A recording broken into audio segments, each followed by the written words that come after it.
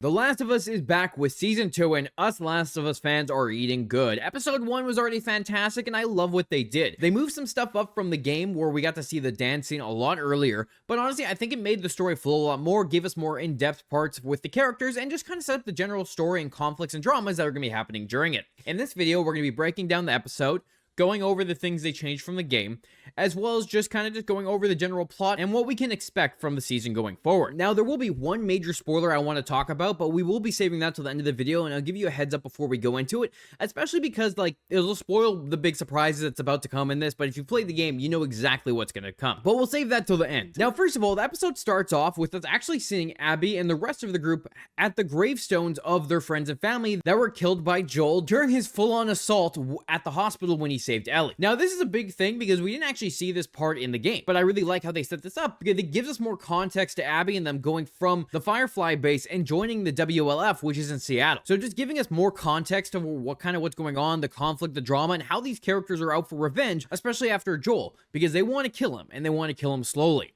And it's really interesting that they put this in there, kind of setting up the stakes about what's to come. Their eventual confrontation with Joel and everyone, and what's going to come out of that, and just to see the whole plot kind of unfold with Ellie and Abby going after one another. And I'm really excited to see it kind of play out now, because the casting, I think, was actually done really well for this season with the different characters, and I think Abby looks like Abby. Obviously, she's not as muscular as she was in the game, but I think it still works very well, and I can't wait to see how they kind of dive more into the rage and revenge plot that Abby and her friends are planning against Joel and the rest of them. Because that is just the major story point that comes out of this season and the story in general, and I cannot wait for it. I love The Last of Us Part 2. I know there's a lot of criticisms about that game when it first came out. I didn't play it until a little later, but honestly, I really enjoyed the game. I love the story, and I like the way they kind of jump back and forth between Ellie and Abby, which right now, we're not really at that point, and I'm kind of curious to see how they're going to jump back and forth between the characters, because in the game, we would play as Ellie, then we play as Abby, then Ellie, then Abby, and it would go back and forth quite a bit. Just like how at the start of the game, we do get to see Abby and her friends pull up on the town, which is like the first step into her arriving. But we didn't actually see that until the very end of this episode,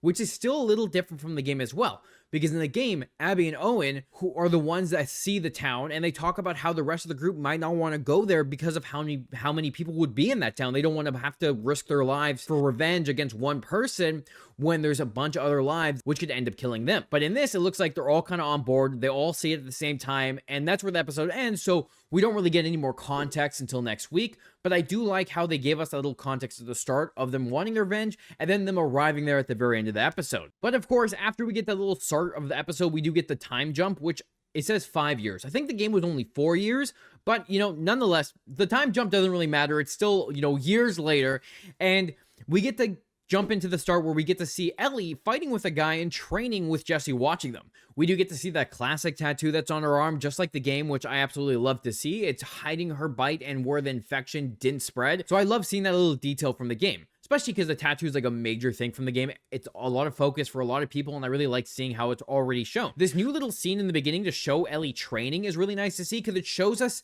Ellie trying to get stronger. She doesn't want people worrying about her, and it's all shown here. Especially when she finds out the guy was holding back on her, she doesn't want that. She wants him to go full force because it's setting up how much of a fighter she wants to become. And if you've played The Last of Us Part 2, Ellie is a goddamn force to be reckoned with. And they're really setting that up here, which I honestly can't wait to see. Now in the game also starts off with Jesse and Ellie running into each other right away, but it's Jesse coming to the door to get Ellie to go on her run.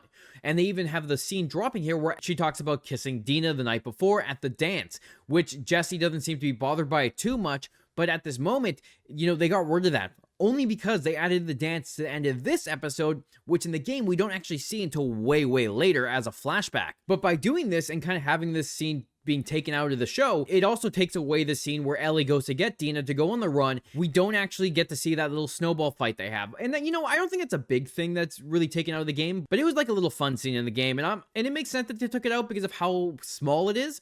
But I digress, and we move forward throughout the episode, which we will talk about the dance scene when we get to that end part of the episode, because I feel like it's a whole thing to talk about on its own. But because they do implement in this episode of setting up that dance in comparison to the game where we don't get that at all, and we only get little context clues throughout the game until we actually get to see that flashback. But when we do catch up with Ellie again, she's actually shooting with Tommy at the ski resort, which in the game, they do a shooting session where her and Tommy are working together and Tommy's teaching her how to snipe. Now in the game, they do it at the Alpine Crest community, which we don't actually get to see here. It seems like they're doing it at the Alpine Crest Ski Resort, which they do drop the name Alpine Crest, which is just really nice to see because that's a connection to the game. And we also just get to see them sniping, which I think is really cool because it is something that happens in the game, but we don't actually get to see that right away. It's more of a later thing as a flashback, which there's also a lot more to this flashback in the game where we go with Tommy, we run right back into Joel. They kind of talk about how Joel is worried about Ellie. Then they go to clear some buildings, which in these moments, we do end up having Joel and Ellie run into a bloater, which we have this boss fight that we have to go against. Now, I don't think they're going to end up doing this, especially with how they set up this episode, with them already doing the sniping part, and we're not going to be getting in a flashback, unless they implement that bloater scene with Joel at a different point in time in the timeline, giving us a different flashback. But I do like how they implemented that still in there. Having that sniper scene was really important to show Ellie practicing, Tommy teaching her, and showing us how she's become a marksman. So having these little scenes about showing her training in different ways kind of sets up more of a story standpoint to show us how this character has progressed, unlike the games where, you know, you're doing it. So you don't really have to worry about her training because you're playing the game. You're the person controlling her. So of course, you know, she's going to be as good as you are. So I do like how they put that in here earlier on, just to kind of set up what's to come for the story and give us those characters and watching them actually train and become better. Now, one of the other major things that they have here that, you know, we don't see in the game is that Tommy has a kid, which I thought was really interesting. Having Tommy here with a kid was something new and something different, but it also sets up more stakes for his story going forward in the season because of his part to play in this game. Now, I don't want to talk too much about that because that will give a lot of spoilers for the game, of course, but him having a kid will add more stakes for his decisions later on. And I'll leave it at that for now. Now, one of the other things that was interesting was seeing that Dina and Joel interacting, as Joel is this kind of part of the community, helping it expand and build so other people can live there, and giving us that scene with Maria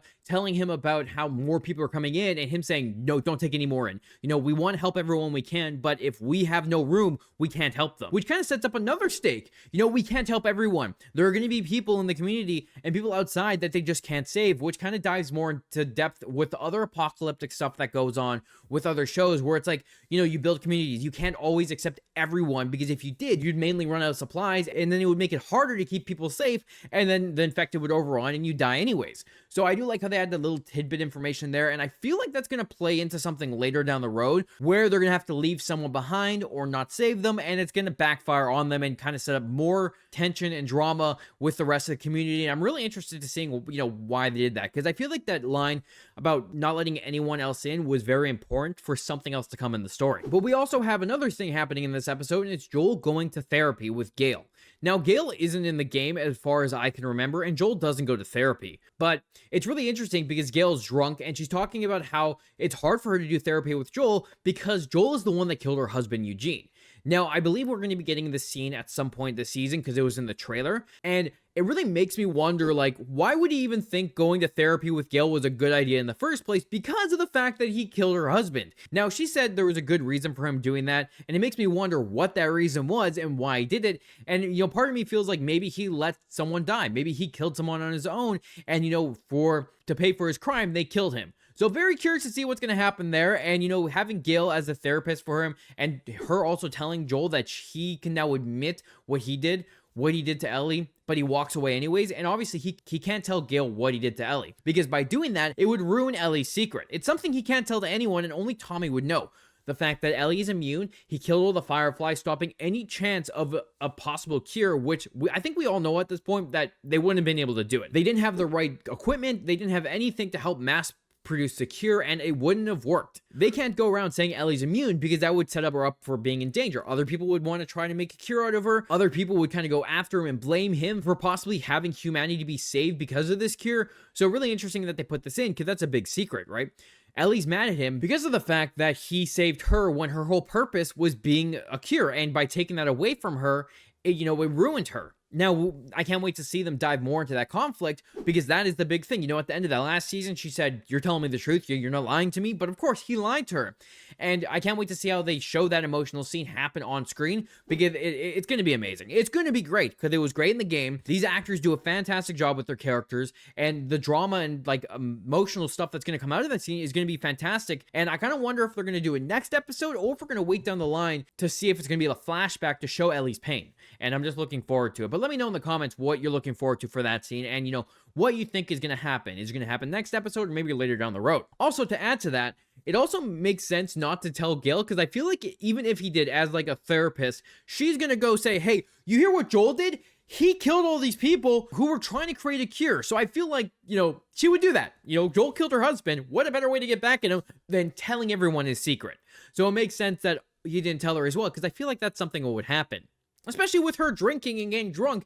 It's something that I feel like she would go and, tell everyone. Of course, that didn't happen. So this is just speculation of what I might have thought would have happened. Now, we got Ellie and Dina going on the run, and they go to get Shimmer, which is like the game. I really like that they have Shimmer the horse, one of the best horses of all video games. It's just fantastic to see kind of them setting that up. And Jesse also gave him a very similar rundown for what the run was going to be, just like the game, how they talk about how if you see, a lot of infected, don't go after them, come back. If it's too dangerous, don't risk your life, just setting up all that for their eventual find for going on this run and finding actual danger. Now, of course, in the game, they find way more danger than they do in the show, but they can't really show the amount of infected we see in the game because, you're the player. It's levels that you're supposed to be going after and killing them and taking them out, making it harder for you as a player. So doing that in the show just doesn't work well logistically, so I understand why that's not in the show, but I do like how they still added small elements. Now, when they were going on that run, this is kind of the part where it's starting to make more sense why they didn't do the dance scene, because they do have Dina and Ellie talking about the dance and how Dina asks Ellie if she's going to ask Kat to the dance, which Kat in the game is also Ellie's ex-girlfriend, which we find out here. And in the game, she's also the one responsible for giving Ellie her tattoo. So I do like how they add that little kind of information there. It's a nice Easter egg for the game, even though it's nothing's going to come from it, but having Kat there and showing us who she is just a nice little piece of information to show us Ellie's past. Dina also mentions going to the dance with Ellie, which ultimately sets up Ellie and Dina dancing at the dance and Dina having feelings for Ellie, which I do really like how they set that up. Like, again, it's just like more context to add what's going to happen later on and just give it those good moments with the characters. And even though the show is fast tracking some of these moments, because it makes sense from a perspective to show us Ellie being a queer, giving us her relationship with Dina early on, and setting up everything rather than spacing it out. When they come across that blood on the ground and they end up finding the bear that's been ripped to shreds by infected, that is like the game. But in the game, they find a moose. So different animal, but I think adding a bear is actually like more intense because you think of a bear as this predator, something that would attack infected, kill it.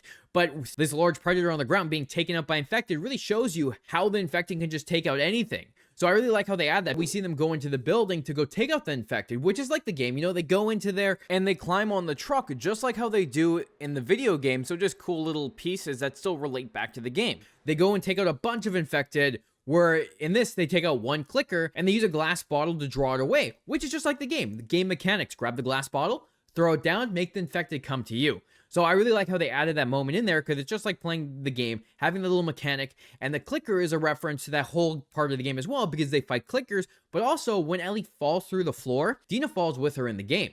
Now, they didn't do that in this part, and in the game, they also fall in front of a clicker that Dina ends up shooting. So I feel like that clicker right before that moment is kind of a nice nod to the video game of how they were together and went against the clickers, but they just changed it slightly. Because a lot of stuff happens in those moments where they have to take out a bunch of infected, and like I said before, logistically it wouldn't really work for the show, but it works for the game because you're the player and you need to do something. There's also a really fun Easter egg here when they're looking at the Employee of the Month, that's straight from the game, and they show the dog, which in the game is a way to open one of the safes in the game using the Best Boy of the Month, which I really like how they add a little Easter egg in. But this is the part where we get Ellie falling into the supermarket, which again is just like the game. I love these elements of just continuing the game's story, giving us those same locations, giving those same moments, really showing us the game in a different view as, we're watching an actual person act this out rather than being the player in the video game. And then this is also where we get the first look of a stalker, which is completely different from the game. Because in the game, we don't see stalkers until way later when she heads out to Seattle for the actual story of the game.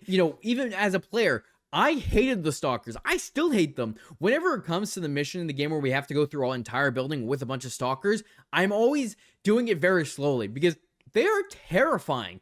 They're stealthy. You don't know where they are. You just kind of hear them running around on the ground, and it's horrifying. It's cool to add them this early in the game because they add a new element into this where these are now smart stalkers. They're hunting, they're walking around, they're kind of setting up to make them look more sophisticated than the other infected, which they kind of are in the game, like a little, right? They still hunt you, they're all stealthy and running around, but I feel like in this they're trying to empathize more of a intellect with them, which is really interesting. And, it makes me very curious to see how they're going to dive more into them later down the road in the story because of this new information we've gotten. It adds more detail, more kind of threat to them, and it makes me excited to see what they're going to be doing with the stalkers later in the season. But when Ellie gets attacked, I completely forgot that there was tendrils in this game. So just seeing the tendrils come out of his mouth and actually bite Ellie was a surprise to me because it wasn't something I was expecting. Obviously, Ellie has her immunity. It's not going to bother her, but I do like where they add this new set of conflict where she has to hide her bite now because, people don't know she's immune. So if they find out she got bit, they probably want to kill her because she can't become an infector and threaten the whole community. So I really like how they add that in there because it's one of those things where in the game, we do, people do find out later on that she is immune, but this is so early on and I'm very excited to see what they do with it. Especially when she goes back and she kind of cuts herself to hide the bite mark. It's showing that, she is continuing to hide the fact that she's immune per Joel's discretion. And I'm very looking forward to seeing how that conflict, explodes because it's going to explode. People are going to find out and we're going to have to deal with that conflict with everything going on there. One of the things that was also really cool to see in this episode was more of the Jackson community, how they had the council and how they had to report to Tommy, Marie, and the rest of them. Because that's something new. In the game, we didn't really have to deal with that. That's something that was kind of like pushed to the side. But I do like how we're getting more in depth with it, seeing more of the community, seeing more of the council, and kind of giving us like more dynamic to go around and giving us more of these human interactions that just sets up more, possibly conflict and emotional moments and people being pretty sad when someone dies. So I'm very looking forward to seeing what happens next. And if you have noticed that, I've said that a lot. It's talking about, looking forward to what's going to happen next because I'm just looking forward. I love the games and I'm looking forward to seeing how they adapt it and what they change because the first season was so good. Even with all their changes, it was awesome to see these different moments play out on screen. And I'm just looking forward to seeing how that kind of changes with this season, especially with the amount of content that's in The Last of Us Part 2. But now we get to the moment of Ellie and Dina's dance, because this scene was almost pulled perfectly out of the game. We have Jesse and Ellie talking. They're going over the fact about Ellie saying, Jesse and Dina will be back together in 2 weeks, setting up these moments that were pulled straight out of the game. Pretty much all the same dialogue, which I just really like to see. Even having Dina dance with the other guy, same thing. And then having Ellie being pulled to dance with Dina and her asking her if she smelled, talking about how the guys are jealous of her, all pulled out of the game. And I just love how they shot this scene. It was shot really well. It had these really good moments. The music is straight out of the game.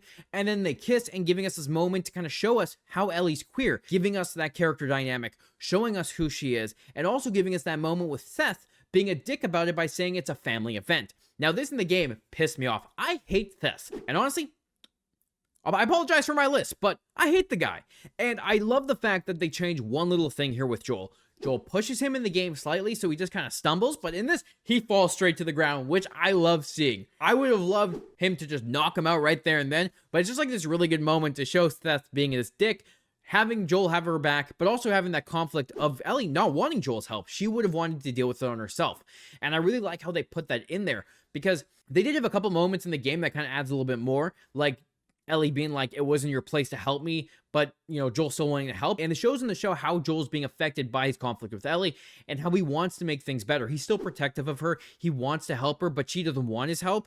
And I can't wait to see, how that kind of pulls more at the heartstrings as we get deeper into this emotional story and the sadness that comes from some of the moments later on. The dance scene, perfect. I loved it. I think it was great and probably one of my favorite scenes from the episode just because it shows, the emotional moments, sets up Dina and Ellie's relationship, and just setting up what's to come for the story with all these characters. Now, one of the other cool things was that we got to see the pipe with the weed, like all the vines coming through and see the tendrils moving, which in my mind makes me think that this is going to set off all the infected. In the last season, we got that moment where they stepped on the tendrils and how it kind of like sent this hive mind effect for all the infected coming after them. Now, I feel like this is doing the exact same thing, which means death is coming.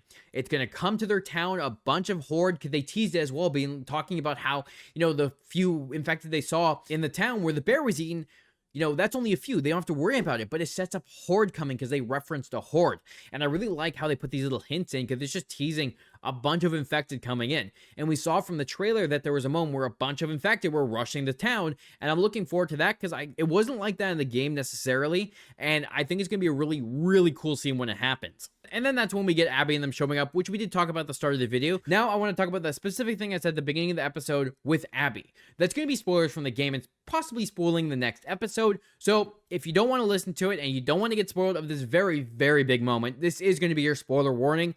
And before we get into it, if you like this, if you like this video, hit the like, hit the subscribe button. It helps out the channel a lot, and I'll be doing these Last of Us videos weekly, so you get to stay up to date with our Last of Us fun. Thanks for watching, and now, for the people who are sticking around for this last bit, let's jump into the video game spoilers. Now, the thing is with showing Abby right at the start and how she's saying she wants to kill them slowly is definitely different from the game. Where in the game, it's not slow at all. The death that's coming was very quick. And you might say, why aren't you saying this specific name? And I just want to be just in case. I want to be a little bit discreet about it just in case. But in the game, the death is very quick and brutal. Now, it makes me wonder if there's going to be a little bit more torturing that's going on or something to really make the person who's going to get killed feel more pain, but also it makes me feel like, their ideal was to kill slowly, but when it comes to it, inner rage for revenge is going to come out and it's going to be quick, it's going to be brutal, it's going to be like the game. Now, I don't know how they're going to portray this death on screen, but it's going to actually be very crazy when we come to see it. Now, that was the only little bit I wanted to talk about that was a little bit spoilery, and I mean, like, it's not a lot, but if you have played the game, you know what I'm talking about, but I didn't want to say too much for the people who haven't played the game to get spoiled for the story, because it's a really amazing scene. Like, obviously, a lot of us hated it when we first watched it, when we first played the game. The death was a death. And now we're getting to the point where it's like, I still want to see what's going to happen. And I'm curious to see how they're going to change it. And I don't want to spoil that really big moment for people who haven't played the game yet. But I digress. Now, let me know. What did you think of this episode? What did you like about the changes? What didn't you like? Let's talk about it in the comments down below. And like I said before, if you like this video, hit the like, hit the subscribe button. It helps out the channel a lot. And you get to stay up to date with all these videos. Plus, I do Marvel and DC breakdowns as well. Now, if you like Jurassic World, I did post a Jurassic World Chaos Theory Season 3 breakdown about a couple weeks ago almost. And if you like that, go check it out and let me know what you thought of the season and what other Easter eggs and references you like from Dominion. I hope you guys enjoyed this video. Thanks for watching, and I'll talk to you guys next week when it comes time to watch another episode of The Last of Us Season 2.